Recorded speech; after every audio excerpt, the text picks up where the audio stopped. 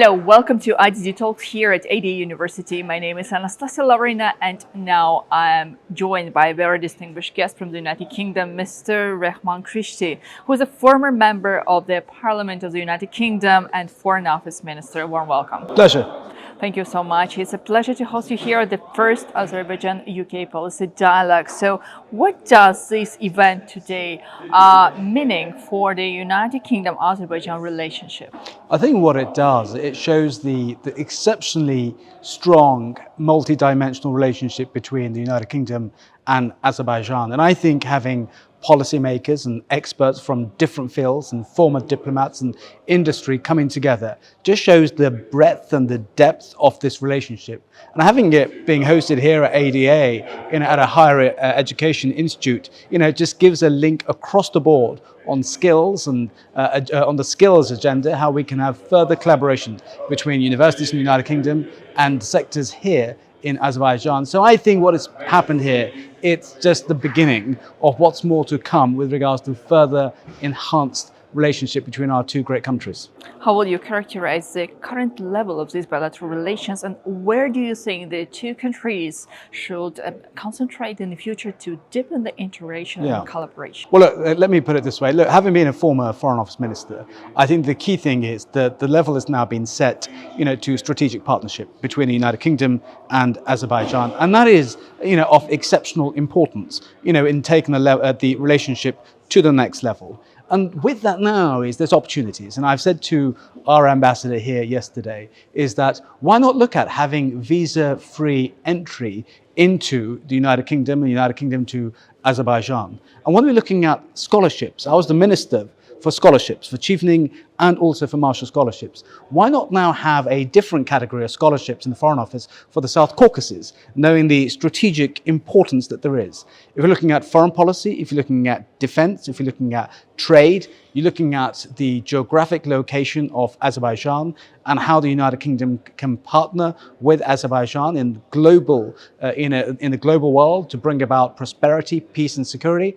I think this is where this relationship can go from strength to strength. Well, indeed. And what is your assessment of the current state of the South Caucasus peace talks, peace negotiations between Armenia and Azerbaijan?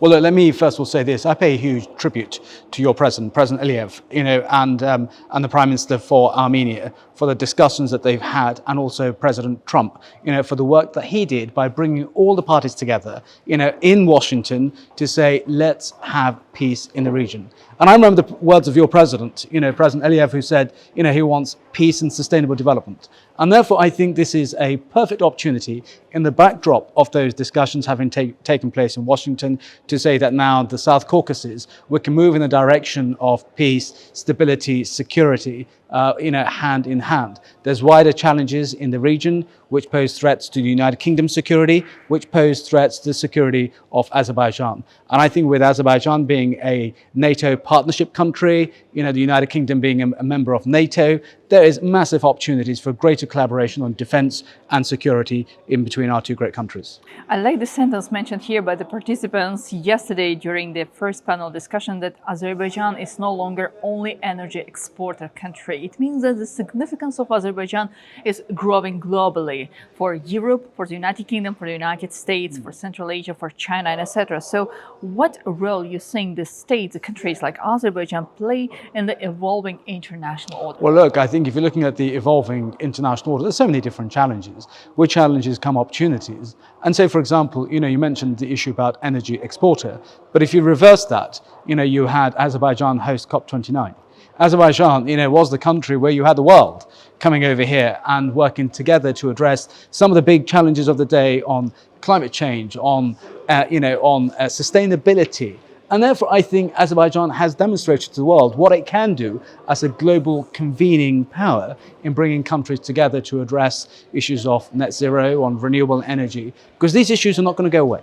And when you have the big challenges, whether it's devastating floods. I've just come back from Pakistan. Whether you have the earthquake in Afghanistan, you have huge environmental challenges around the world. So to be able to bring countries together, on the environmental agenda, I think is of huge significance. Also, I think President Aliyev said he wants peace and sustainability go hand in hand. So I think, Azerbaijan, with where it is, can have a massive global convening power. We've got the situation in Gaza and Palestine needs reconstruction.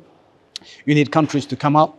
The United Kingdom hosted Friends of Syria Donors Conference under Prime Minister David Cameron. So the United Kingdom has a massive global convening power. Azerbaijan has resources and global convening power.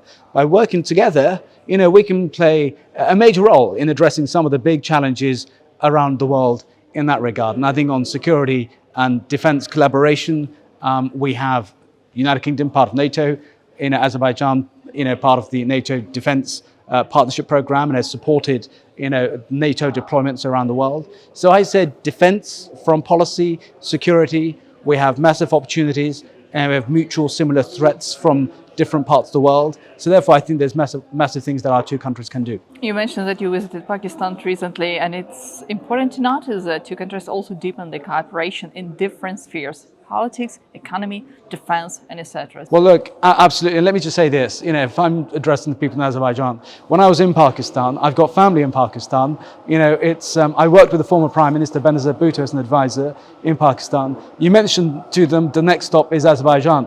They said, we love Azerbaijan and they love us. The exceptional close relationship between Azerbaijan, Pakistan, Turkey, these are historic relationships. And therefore it's, yes, I think for me, it's having grown up in Pakistan.